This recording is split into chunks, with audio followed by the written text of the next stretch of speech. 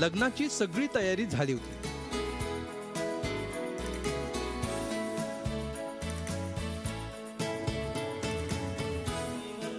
वधूवरामध्ये अंतरपाट धरला होता।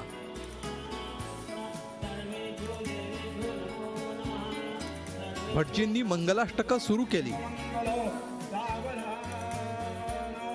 वधूवरांवर फुलांच्या पाकळ्यांचा एकच वर्षाव झाला। तेजस आणि ऋतुजा हे विवाह बंधनात अडकले। कोल्हापुरात हा विवाह सोहळा संपन्न झाला, पण हे लग्न मंगल कार्यालयात नव्हे तर शहरातल्या निवृत्ती चौकात पार पडलं। ना मंडप, ना विद्युत रोषणाई, ना फटाक्यांची आतषबाजी, ना कोणता बडेजाव। लग्नात केल्या जाणाऱ्या खर्चाला फाटा देत कोल्हापूरचे रिक्षाचालक राजेंद्र जाधव यांनी आपला मुलगा तेजसचा आंतरजातीय विवाह केला। जाधव यांनी केवळ साध्या पद्धतीनं मुलाचा विवाह केला असं नाही, तर कन्यादान करण्यासाठी त्यांनी वृद्धाश्रमातल्या ज्येष्ठांना आमंत्रित केलं होतं। तसंच अंधशाळेतल्या विद्यार्थ्यांनी वाजंत्री म्हणून या सोहळ्याला हजेरी लावली। समाजाला नवीन काहीतरी समजून द्यावं ह्या गोष्टीनं मी या पद्धतीनं लग्न केले आणि यातून जे मला जे काही लोकांच्याकडून जी मदत मिळणार आहे, मी ती अंध मुलं, अनाथ मुलं आणि वृद्धाश्रमाला मी दान करणार आहे। या लग्न सोहळ्यातून पप्पांच्यासाठी आम्ही बरोबर उभे आहोत। त्यांना सामाजिक कार्यात आम्ही खूप पुढे नेऊ हीच आमची इच्छा आहे आणि पप्पांनी पुढे सर्व गरजू लोकांना मदत करावी असं आमच्या घरातल्यांना वाटतं।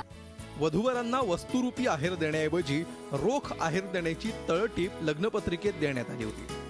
मात्र हा आहेर स्वीकारण्यासाठी तिथं वधूवरांचे नातेवाईक नव्हते, तर वृद्धाश्रम, अनाथाश्रम आणि अंधशाळा या नावानं ठेवण्यात आलेले बॉक्स होते। ही जमा झालेली रक्कम या संस्थांना मदत म्हणून देण्यात आली। लग्नामध्ये तांदुळाची नासाडी करण्याऐवजी फुलपाकळ्यांच्या अक्षता वाटण्यात आल्या। तसंच या लग्नात जेवणाऐवजी सुगंधित दूध वाटप करण्यात आलं।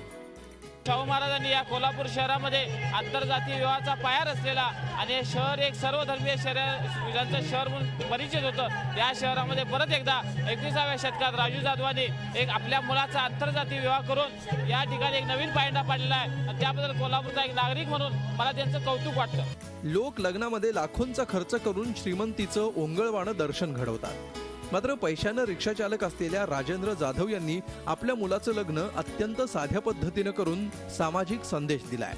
लग्नात पैशांची उधळण करणाऱ्यांच्या डोळ्यात झणझणीत अंजन घालणारी ही घटना आहे। Pratap Naik, Zee media, Kolhapur. Zee 24 Taas रहा एक पाऊल पुढे।